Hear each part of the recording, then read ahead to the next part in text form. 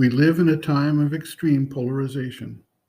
People and even entire societies are taking fixed stands and disputing the validity or right of anyone holding different or opposing viewpoints. In the framework of governing a nation, this leads inevitably to either a form of political gridlock if the sides are relatively equally matched, or a form of authoritarianism that attempts to control or stamp out views held by a minority who lack the immediate political power to level the playing field. Due to the extremity and intensity of the opposing views, there is an unwillingness to make accommodations or reach compromise or mediated solutions. Politics thus is turned into a winner take all form of warfare, where in the end, very little can be accomplished and progress is halted. We see the same thing occurring in interpersonal relationships. We hold a fixed view and refuse to acknowledge the right or legitimacy of those with differing views. This extends to cultural, religious, philosophical, racial, social, economic, or political differences as well. In some cases, we refuse to communicate with those we disagree with, and even friends and family, if they take an opposing view, can find themselves ostracized and cut off despite emotional, familial, or other bonds that would otherwise bring them together. This prevents us also from widening our viewpoints and learning from others who may have different backgrounds, experience, or worldviews, and thus progress and inner growth is stultified or even stopped. As long as we are fixed and immovable in our own view, and we refuse to entertain ideas, values, or feelings that arise from a different view, conflict is inevitable. The mother proposes that we not engage in fighting or quarreling over our differing views or opinions, but use the opportunity to widen our understanding by placing ourselves in the viewpoint of the person with whom we are ready to argue. While we may continue to maintain our own view of things, at the very least, we may find that the other person is not entirely being unreasonable, but just seeing and responding to a different viewpoint and experience.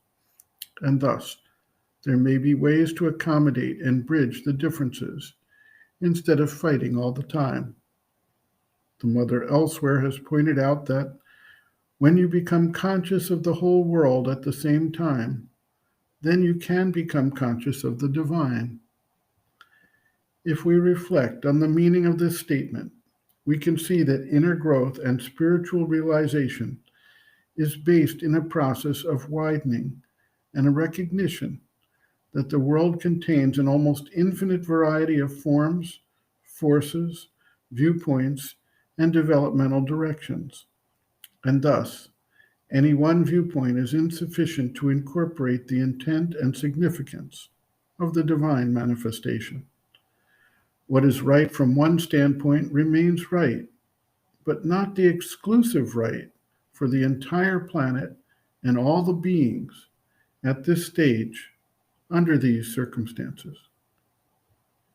The mother observes, quote, "You have never tried to enter another person's consciousness to know exactly what is going on there?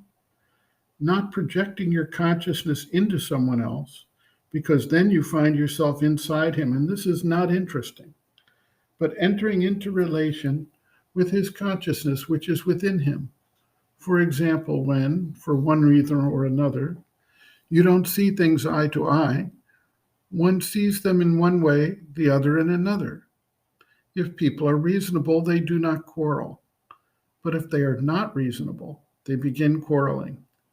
Then instead of quarreling, the best thing to do is to enter into the other's consciousness and ask yourself why he says things like that. What is it that pushes him to do this or say that? What is the inner reason? What is his vision of things which makes him take this attitude? It is extremely interesting. If you do this, immediately you stop being angry. First thing, you can no longer be angry. So this is already a great gain. But also, If the other continues being angry, it has no effect on you. And then later, one can try to identify oneself more perfectly and prevent the movements of division and deformation and stop quarrels. Very useful. End quote. Reference, Sri Aurobindo and the Mother, Living Within, the Yoga Approach to Psychological Health and Growth, Exercises for Growth and Mastery, Identification, pages 144 to 149.